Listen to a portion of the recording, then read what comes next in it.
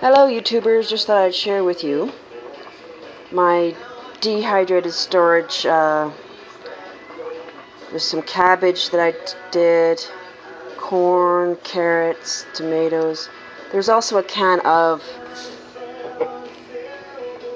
diced tomatoes, only because I don't have enough powdered tomato to make me a nice broth. See, the carrots that have pretty much plumped up. Potatoes still have a bit to go. And I'm just boiling this away.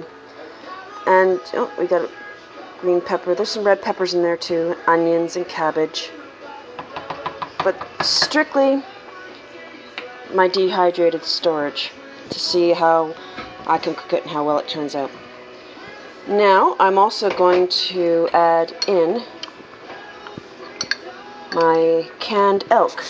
Now my canned elk had, I guess, a lot of collagen, not fat, because that's how much, like, there's hardly any fat in there.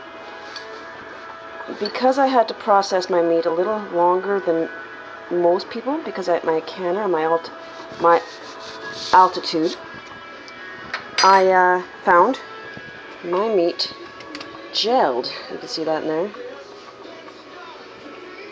But it's still very tender. I did, because I didn't know, I packed it in there real good.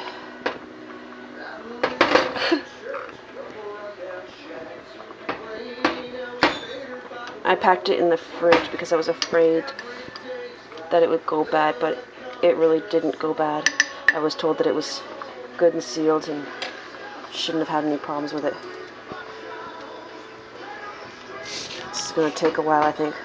What I'm going to do here is I'm going to add some liquid to help maybe melt. I don't know if this will work. This is how you learn. You go do things as you go along, right? Oh yes. It's also, I could do this with two hands, but of course I'm using a video camera, right? So this is kind of good though. I mean, if I ended up in the bush somewhere and couldn't do something because I hurt my one hand, then I know I can do this one-handed, I guess, eh? Also, I have problems with my right arm, so this also gives me that little bit extra encouragement. I can feel the gel already loosening up in there. I really packed that meat in there good and tight. There we go. Sorry guys. Dump some more of this out.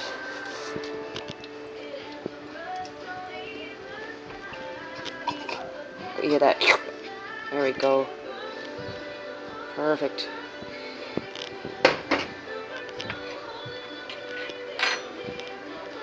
There we go. Now this is going to get all nice and happy. Now this is elk that I canned. Once I get a higher weighted pressure cooker, it'll make canning elk so much easier. But I canned this elk at like 90 minutes for my altitude, and that's why it gelled up. And now this is so tender, you can just see it just literally is already falling apart. So this is going to be like little strings of elk in here with all this. Oh, his smell-o-vision, you could smell this. It's just so good. And I'm going to let this sit and boil a little longer. We got quite a few hours. We got 9:49. We got a couple hours. Hubby's got a dentist appointment, so that's why I'm making him some nice warm soup. And I was thinking I might put some beans in, but I still haven't decided yet.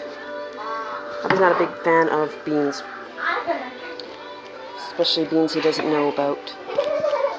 But this is just, it's got my dehydrated carrots, my dehydrated corn, my dehydrated onions, my dehydrated cabbage, and